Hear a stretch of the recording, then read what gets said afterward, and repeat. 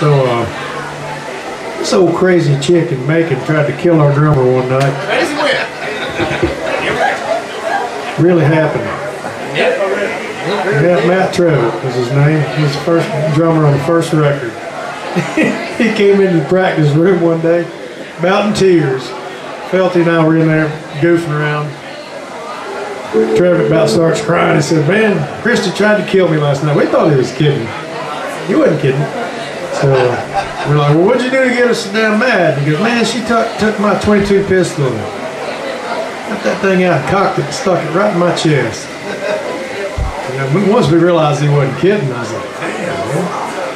Well, because turns out she was all whacked out on Xanax, alcohol, lewds, just a cocktail, man.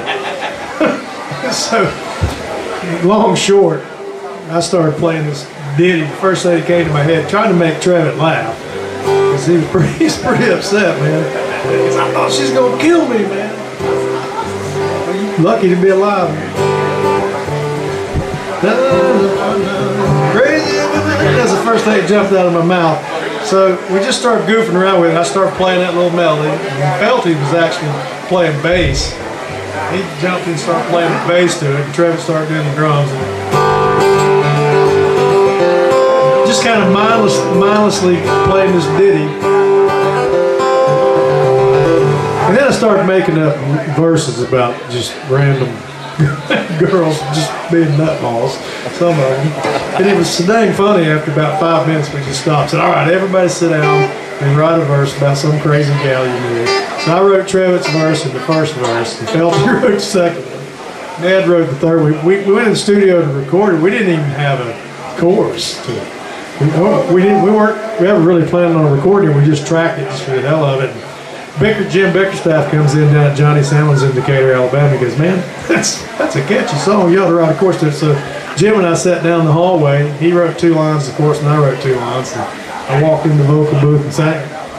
And, it just kind of stuck. I remember the first night we played at O'Neill's Pub in Macon. We'd run out of songs. We didn't know anymore back then. Those days. We played every song we knew. We ran out, and Trevitt, it was all the drummers' ideas, said, "Let's play that Crazy Women song." And I'm like, "No, man.